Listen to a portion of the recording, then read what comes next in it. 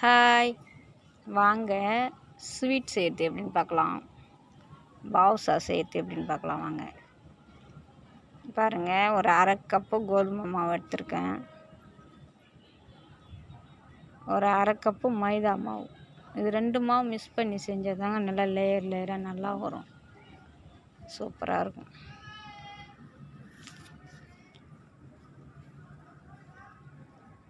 பாருங்கள், போட்டாச்சு. கொஞ்சம் பேக்கிங் பவுட்ருங்க, சும்மா ஒரு அரை டீஸ்பூன் போட்டால் போதும் பேக்கிங் பவுட்ரு.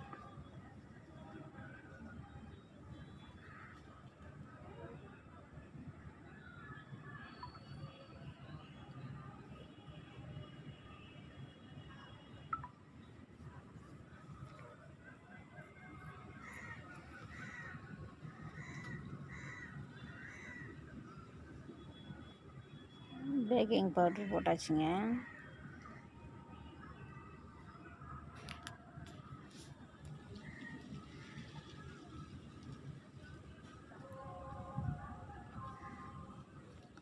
கொஞ்சம் லைட்டாக ஒரு டீஸ்பூன் தயிர் போட்டுக்கணுங்க. புளிக்காத தயிர், ரொம்ப புளிச்ச தயிர் போடக்கூடாது.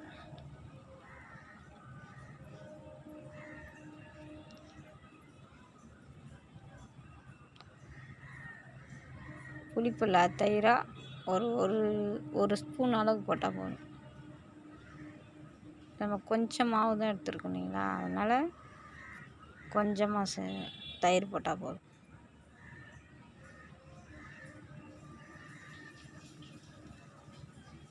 தயிர் போட்டால் தான் மாவு சாஃப்டாக வரும், அப்படி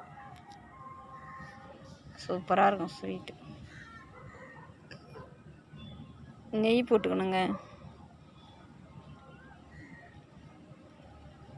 அந்த மாவு எந்த அளவுக்கு எடுத்துக்கணுமோ அது ஃபுல்லாக நல்லா நனையிற மாதிரி நெய் எடுத்துக்கணும். பாருங்கள், நாங்கள் நெய் நிறைய போட்டிருக்கோம் பாருங்கள்.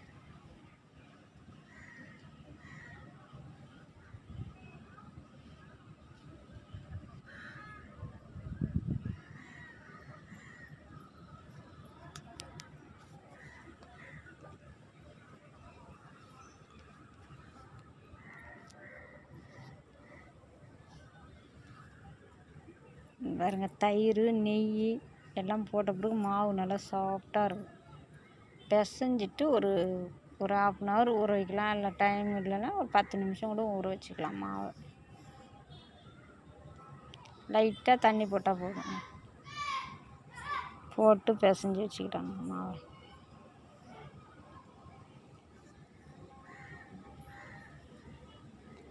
டக்குன்னு செஞ்சுக்கலாங்க, ஒரு 10 நிமிஷத்தில் பாவுஷா. ஆனால் அதிகம் ஸ்வீட்லாம் இருக்காது அதில். இந்த மாவுன்றதுனால மேலே மட்டும்தான் லைட்டாக ஊறி இருக்கும், உள்ளெல்லாம் அப்படியே தான் இருக்கும். ரொம்ப இனிப்புலாம் இல்லாத பொருள் பாவுஷா. ஸ்வீட்லேயே ரொம்ப இனிப்பு இல்லாதது.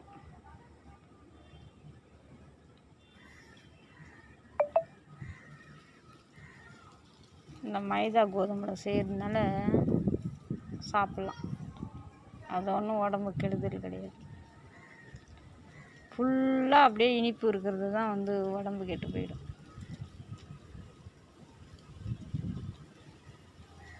பாருங்கள், மாவு லைட்டாக தண்ணி போட்ட உடனே நல்லா சாஃப்டாக பிசையிறது.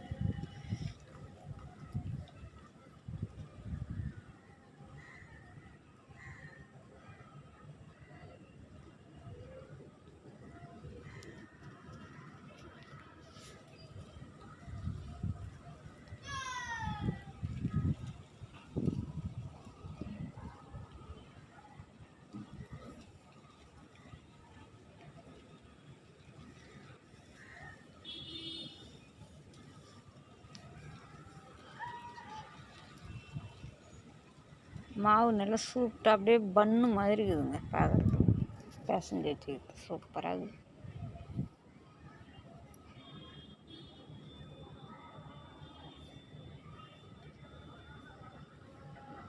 அப்படியே பஞ்சு மாதிரி இருக்குது, பிசைய சாஃப்டாக.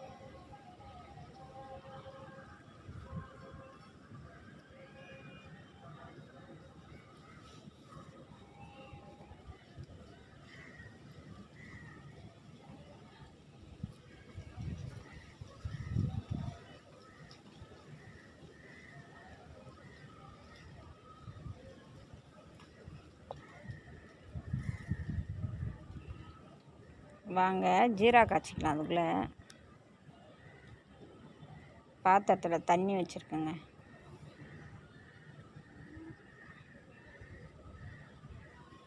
சர்க்கரை எதில் அளவு எடுக்கிறோமோ அதில் ஒரு கப்பு தண்ணி வச்சா போதும்.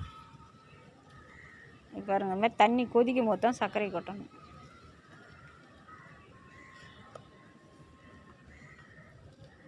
பாருங்கள், அந்த சர்க்கரை எடுக்கிற கப்புலே ஒரு கப்பு தண்ணி வச்சா போதும். ஒரு கப்பு சர்க்கரைன்னா ஒரு கப்பு தண்ணி.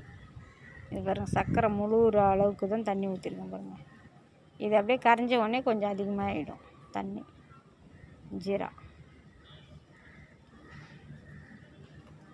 ஜீரா ரெடி பண்ணி வச்சுட்டு அப்புறம் பாவுஷா செய்யலாம்.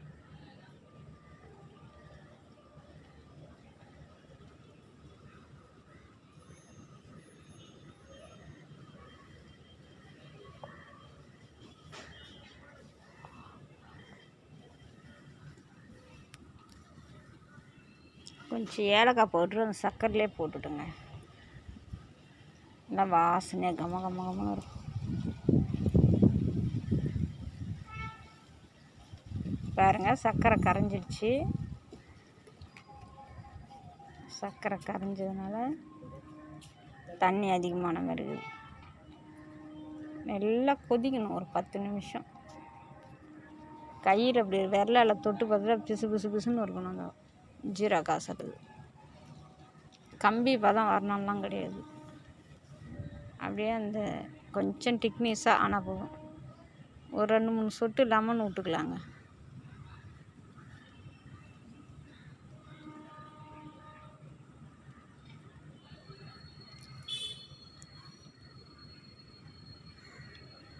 ஒரு 2-3 சொட்டு விட்டாலே போதும். புளிப்புக்கு ரொம்பையும் புளிப்பாக இருக்கக்கூடாது, லைட்டாக.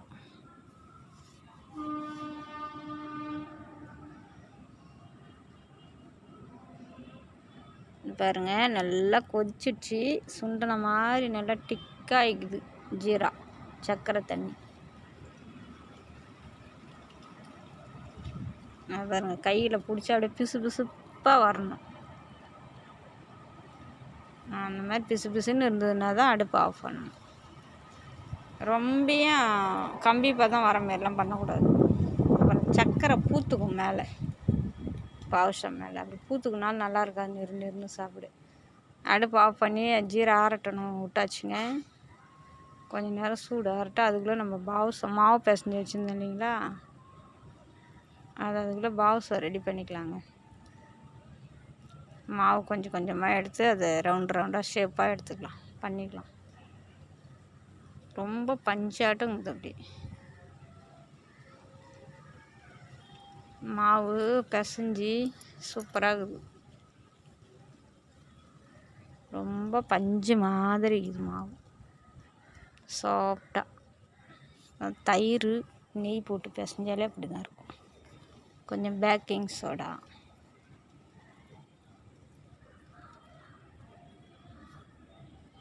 ரொம்ப சூப்பராக இருக்குது.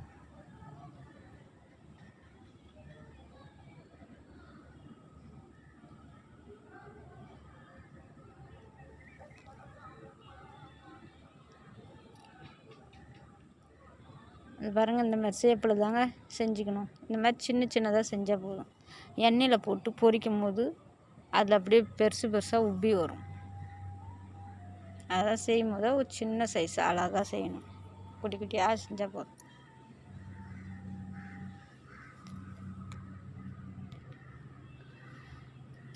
மெது வடை ஓட்டை போட்டு செய்கிறோம் இல்லைங்களா, அதேமாரி செஞ்சுக்க வேண்டியதான். இது எல்லாத்தையும் ரெடி பண்ணி வச்சுக்கலாங்க.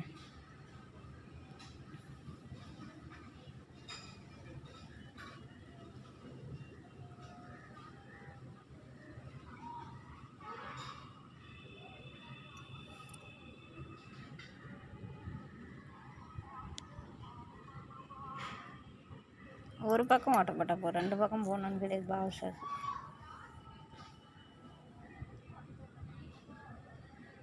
மாவு ரொம்ப பஞ்சாட்டங்குது, அப்படி சாஃப்டாக.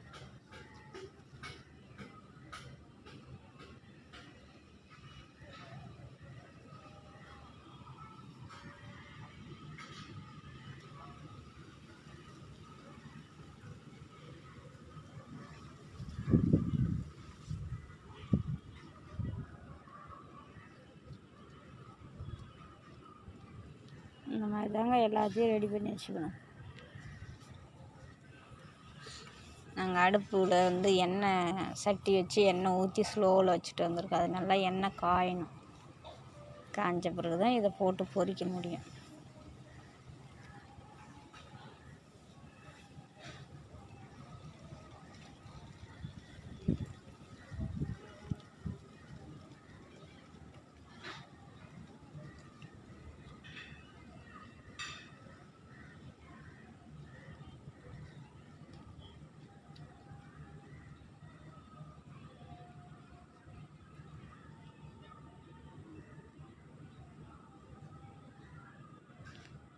பாருங்கள், அழகாக உருட்டி அப்படியே நடுவில் குட்டியாக ஓட்டை போட்டு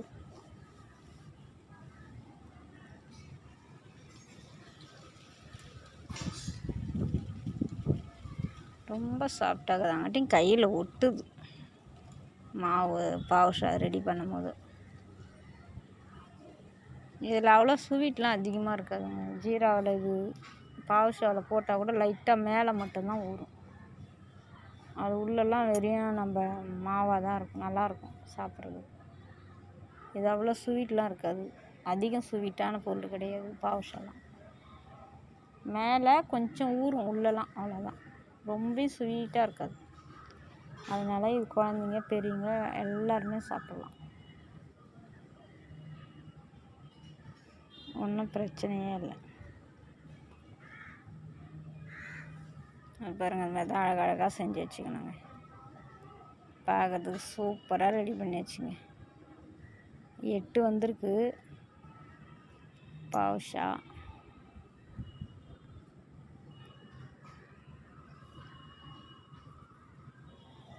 ரொம்ப நல்லா இருக்குது பார்க்குறதுக்கு ஷேப்பெலாம்.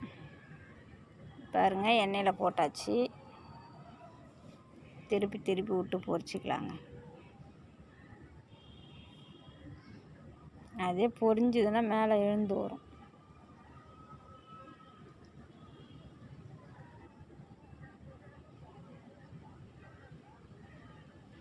பாருங்கள், எண்ணெயில் போட்டோடனே பெருசாக ஆகுது பாருங்கள்.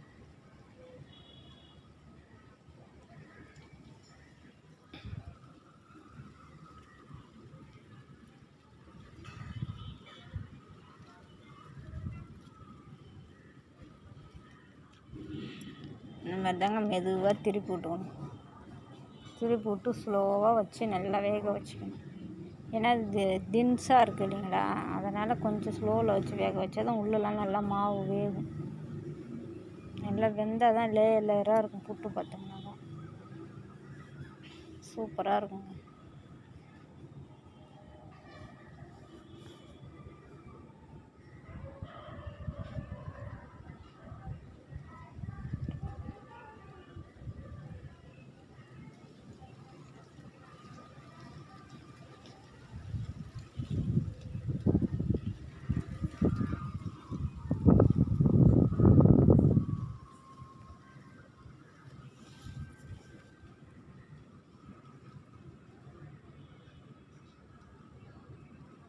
சூப்பராக இருக்குது பாருங்கள். பார்க்குறதுக்கு அப்படியே கும்முன்னு அப்படியே நல்லா பெருசாக உப்பிடுச்சு பாருங்கள். எண்ணெயில் போட்டோடனே நான் செஞ்சு வச்சது குட்டியாக இருந்தது. எண்ணெயில் போட்டோடனே செம்ம சூப்பராக இருக்குது பாருங்கள் பாவுஷா. நல்லா ஏதாவது வீட்டில் ஒரு ஃபங்க்ஷன்னா கூட நம்மளே செய்யலாங்க. கடையெல்லாம் போனால் ஒரு 4 கிலோ வாங்கினாலே ஸ்வீட் எவ்வளோ ரேட்டு விற்கிது தெரியுமா பேக்கரியில் போனால். இது ஒரு அரை கிலோ மாவு போட்டால் கூட போதும். ஒரு அரை கிலோ கோதுமை மாவு இல்லை மைதா மாவு போட்டால் கூட ஒரு 50 ஸ்வீட் வரைக்கும் வரும். ஒரு வீட்டுக்கு எல்லாருக்கும் யூஸ் பண்ணிக்கலாம்.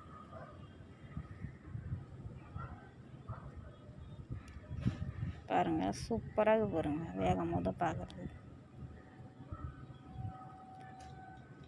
பொரிஞ்சிடுச்சுங்க.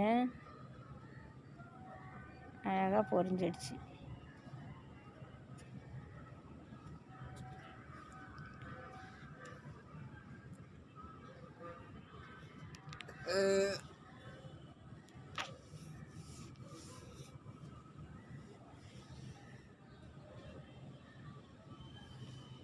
எல்லாம் பொரிஞ்சிச்சுங்க. பாருங்கள், இப்போ எடுத்துக்கலாங்க. நல்லா கும்முன்னு குண்டாகிடுச்சு பாருங்கள் பாவுஷா. சூப்பராக. இன்னும் ஜீராக்கல்ல போட்டோம்னா இன்னும் நல்லா உப்பி பெருசாகும்.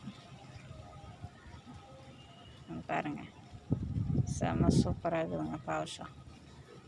கலர்லாம் சூப்பராக மாறிடுச்சு பாருங்கள்.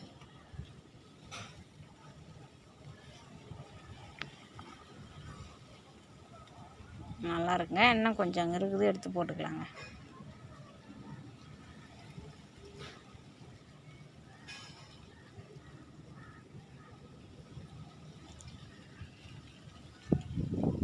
பாருங்கள், ஒரு 3 போட்டு 4 நாளாக பொரிக்கணும், ஒன்றோட ஒன்று ஒட்டாமல்.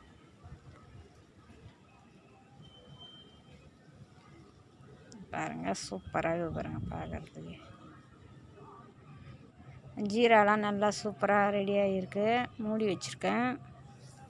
இப்போ அந்த பாதுஷா எண்ணெயில் போட்டு பொரிச்சதெல்லாம் எடுத்து ஜீராக்குள்ளே போட்டு ஒரு 2 மணி நேரம் 3 மணி நேரம் அதில் ஊறணும், குலாப் ஜாம் மாதிரி. அப்போ தான் இந்த ஜீரா ஃபுல்லாக அதில் இழுத்துக்கும். அப்படி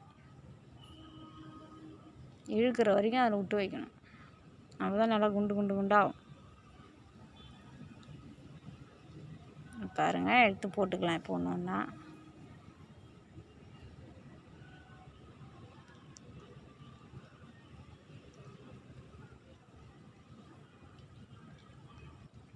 சூப்பராக இருக்குது பாருங்கள். ஒரு 8 தான் வந்தது பாதுஷா. மாவு கம்மியாக தான் போட்டேன், ஒரு 200 கிராம் மாவு தான் இருக்குன்னு நினைக்கிறேன். மைதா மாவு ஒரு 100 கிராமு, கோதுமை மாவு ஒரு 100 கிராமு, சர்க்கரை ஒரு 100 சர்க்கரை இருக்கும், அவ்வளோதான். அப்புறம் நெய், தயிர், லெமனு அது இதுன்னு போட கொஞ்சம் சேர்ந்துடும். பாருங்கள், சூப்பராக ரெடி ஆகிடுச்சு பாதுஷா. இது அப்படியே ஊறினாங்க, நல்லா ஊறிச்சுன்னா ஜீரா ஃபுல்லாக சர்க்கரை தண்ணி ஃபுல்லாக அதில் இழுத்துக்கும். அப்படி இழுத்தப்போ 2-3 மணி நேரம் ஊறணும். ஊறிச்சுன்னா தான் ஜீரா ஃபுல்லாக இழுத்துக்கிச்சுன்னா தான் இது நல்லா குண்டு குண்டு குண்டாகும். பாருங்கள், எல்லாம் குண்டாயிடுச்சு பாருங்கள். பூரா ஜீரா இழுத்துக்குச்சு. அதில் இழுத்த உடனே எவ்வளோ சூப்பராக இருக்குது பாருங்கள் பாதுஷா பார்க்குறதுக்கு. கலர்ஃபுல்லாக நம்ம பேக்கரியில் வாங்கினா எப்படி இருக்கும் அந்த மாதிரி இருக்குதுங்க பார்க்குறதுக்கு சூப்பராக. இதேமாரி தாங்க நீங்களும் செஞ்சு கற்றுக்கணுன்னா செய்யுங்க, செஞ்சு பாருங்கள், செஞ்சு சாப்பிட்டு கமெண்ட்ஸ் பண்ணுங்கள், லைக் பண்ணுங்கள் வீடியோவுக்கு டெய்லி. அடுத்த வீடியோவில் சந்திக்கலாம். இப்படி தாங்க பாதுஷா செய்கிறது. இதில் எந்த ஒரு கலரும் சேர்க்கலை, இது நேச்சுரல் கலரே இவ்வளோ தான். சூப்பராக இருக்குது பாருங்கள் பார்க்குறதுக்கு. கலர் ஃபுல்லாக செம்மையாக இருக்குது பாருங்கள். நீங்களும் செஞ்சு சாப்பிடுங்க, சாப்பிட்டு கமெண்ட்ஸ் பண்ணுங்கள். புதுசாக பார்க்குறவங்களா இருந்தால் சப்ஸ்கிரைப் பண்ணி வச்சுக்கோங்க சேனலை. டெய்லி ஒரு வீடியோ போடும், உங்கள் செல்லுக்கு அப்போ தான் வரும். சப்ஸ்கிரைப் பண்ணி வச்சிங்கன்னா தான் வரும். பார்த்து பத்திரமா இருங்க. பாய்.